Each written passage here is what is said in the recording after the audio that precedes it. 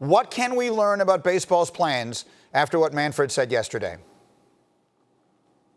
Well, Greeny, we've been hearing a lot around all sports, not just baseball, about testing, how it is going to be the key to everything coming back. And we finally got a sense of what testing is going to look like in Major League Baseball from Rob Manfred last night.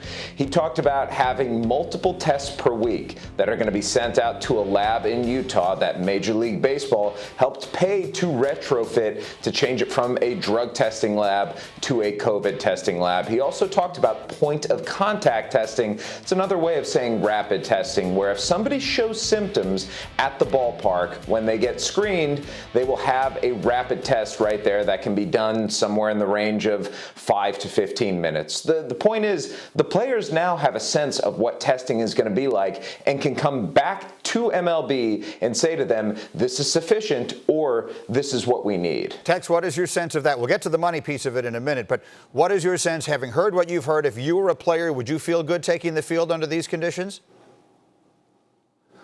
I would, and the reason is Major League Baseball and the players, they're both aligned here from a safety standpoint. They can fight about the economics, but when it comes to keeping the players and the staff safe, there's no disagreement here. And I do believe that Major League Baseball is doing everything possible to make sure players are safe, but also staff as well. We saw Art Howell this morning. You know, he's in the ICU, 73 years old, one of the most beloved men in all of baseball. Nobody wants a disaster to happen. Nobody wants bad things to happen to either the players or the staff. Fair enough. So the safety and health of everyone involved is paramount, period. New paragraph. We get to the money part of this because that also does always seem to create issues. Jeff, I understand you've spoken to Snell. What can you tell us about that? I did, and Bryce Harper, Greeny, is not the only one who is backing up Blake Snell.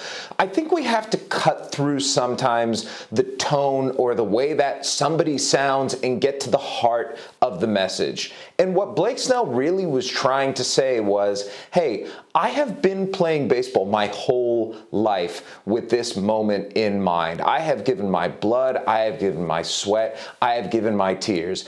And what I want in return is the respect that for what I'm doing going out there in this moment where it isn't as safe as anyone would like it to be, where it is a little scary, that they're not going to come to us as players and say, hey, you know what, to add insult to injury, let's cut your pay just a little bit too because we need to get ours. And listen, I understand that perspective. I understand why people went after Blake Snell the way that they did. But that being said, I think we have to look at the player's perspective and understand that not only is it very real and are their feelings understandable in this situation, they are widespread. And I think players, not just Bryce Harper, back up what Blake Snell said and respect the fact that he was the one who actually went out there and said it. Tex, what do you think of it?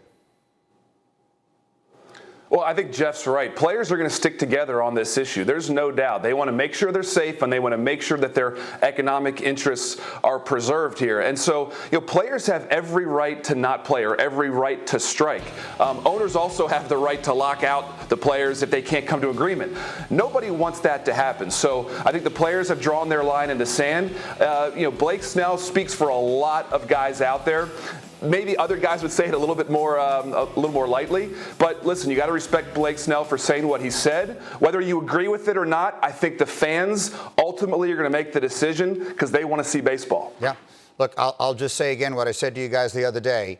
If this thing doesn't happen because of money, and I'm not necessarily choosing a side here, if this thing doesn't happen because of money in the middle of a pandemic, at a point in time when we have unemployment levels in this country that are equivalent to those that we suffered in the Great Depression, baseball will lose fans that it will never get back, and it will richly deserve it. Jeff, the people you talk to, do you get a sense they understand that? Do they understand the gravity of at least what I predict would be unprecedented anger aimed in their direction from just the general population if this thing blows up over money?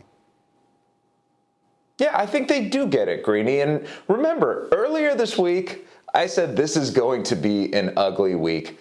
This is part of the ugliness, because at the beginning, when you have the sides staking out their territory, they're going to adopt extreme positions. They're going to do that knowing that eventually they have to come together. And everyone, I mean everyone, Greeny, with whom I've spoken, sees some of this ugliness that's going on and sees the rhetoric and believes that in the end, the finances are not going to be the thing that makes this fall apart. What would make it fall apart is the health and safety aspect. And as we saw from Rob Manfred yesterday, that's starting to be put on the table as the MLBPA learns more about this in the coming days. They will be able to go back to MLB and say to them, this is what we need to feel safe out there, and get at least this part of it dealt with.